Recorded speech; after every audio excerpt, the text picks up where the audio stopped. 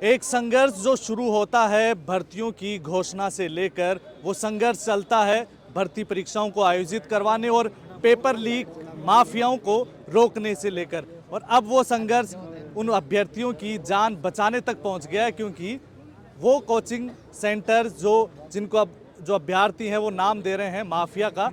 क्यों नाम दे रहे हैं? क्योंकि बड़ी वजह है, क्योंकि उन कोचिंग सेंटर्स में अब अभ्यर्थियों को अपनी जान के लिए संघर्ष करना पड़ रहा है। और ये जो तमाम यहाँ पर आपको छात्र आधी रात में संघर्ष करते हुए नजर आ रहे हैं, ये वो छात्र हैं जो इस वक्त पढ़ रहे होते थे लेकिन अब सड़कों पर बैठे हुए हैं, इसलिए क्योंकि इनको अपनी जान की सुरक्षा करनी है, क्योंकि इस तरीके का एक एनवायरनमेंट बन गया है और उसको लेकर सत्ता, सरकार और पूरा जो सिस्टम है वो इनकी आवाज़ नहीं सुन रहा है। और इसी वजह से गोपालपुरा बाईपास पर जो उत्कर्ष कोचिंग सेंटर है उसमें वहाँ पर एक बड़ी घटना हुई है और उस पूरी घटना को लेकर यहाँ पर एक आंदोलन चल रहा है। निर्मल चौधरी हमारे साथ मौजूद है।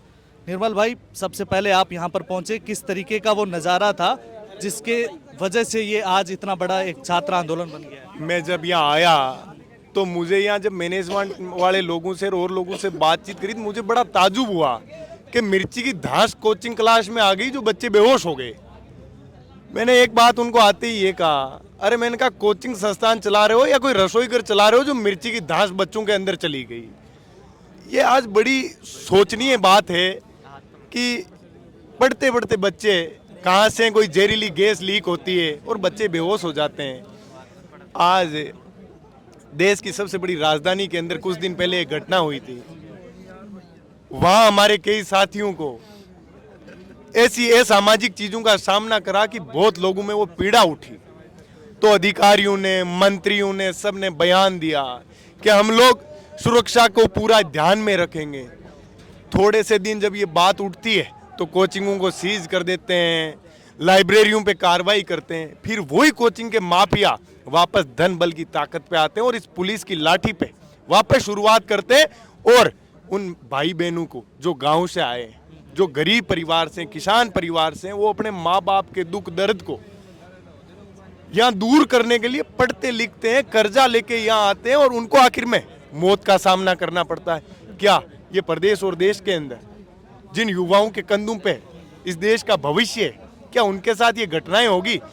जब स्टूडेंट जीवित ही नहीं रह पाएंगे तो क्या खाक पढ़ाई करेंगे, क्या खाक अपने भविष्य का निर्माण करेंगे? आप जब यहाँ पर आए थे तब पुलिस से भी झड़प का सामना करना पड़ा।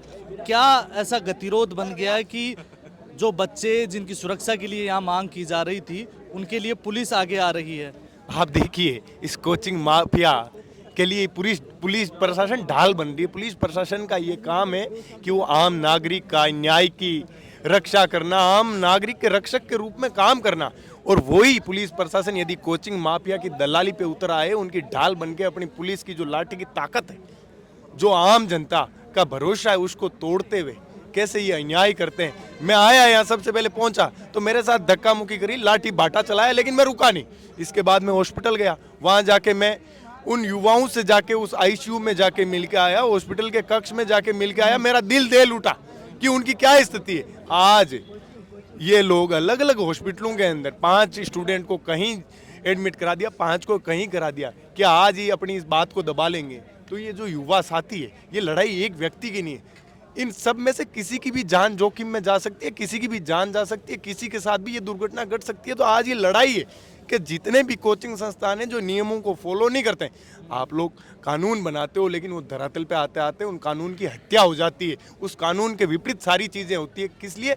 धन बल के ताकत पे। तो हम सारे युवा साथियों की एक ही मांग है कि जब तक आप लोग इनमें समाधान नहीं करोगे, सुधार नहीं करोगे, हम लोगों ने ये आज एक मुहिम खड़ी करी और हम पूरी ताकत से इस सरकार के खिलाफ लड़ाई लड़ेंगे, प्रशासन के खिलाफ लड़ेंगे, कोचिंग माफिया के खिलाफ लड़ाई लड़ेंगे। उत्कर्ष कोचिंग सेंटर में आज की जो घटना हुई है उसमें क्या कार्रवाई की मांग कर रहे हैं, उसमें क्या चाहते हैं आप? सर्वप्रथम कोचिंग को सीज किया जाए और जो भी इस टाइप के कोचिंग संस्थान है, प्रशासन निरीक्षण करे और उन सब पे कार्रवाई करे। और जो ये स्टूडेंट के साथ अन्याय कर रहे हैं, 3 महीने का कोर्स है, फीस ले लेंगे, उसको 6 महीने तक पूरा नहीं करेंगे, भर्तियां निकल जाएगी लेकिन इनके कोर्स चालू रहेंगे। तो ये सोचिए, स्टूडेंट कब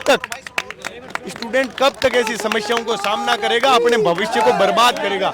हम लोग युवा साथियों का भविष्य अंधकार में नहीं जाने दे सकते। इंक्वायरी की बात होती है, कमेटीज बनती है, रिपोर्ट्स बनती है, 6 महीने पहले भी बनी थी। यहीं पे कई सारे कोचिंग सेंटर्स पर ताले लगे थे क्योंकि वो बेसमेंट में चल रहे थे। फिर से मामला हुआ है। अभी भी आपको कुछ लगता है कि ये सिस्टम कुछ करेगा? हम लड़ाई लड़ेंगे, जब तक नहीं करेंगे तब तक लड़ाई लड़ेंगे, और लड़ेंगे, लंबी लड़ाई लड़ेंगे, पूरी ताकत से लड़ेंगे। बिल्कुल, ये वो अभ्यर्थी हैं जो लंबी लड़ाई लड़ने के लिए तैयार हैं। जब तक कोचिंग सेंटर्स में नियमों के हिसाब से क्लासेस नहीं लगेगी तब तक ये इसी तरह से संघर्ष करते रहेंगे। धन्यवाद, देखते रहिए रिपोर्टर साहब।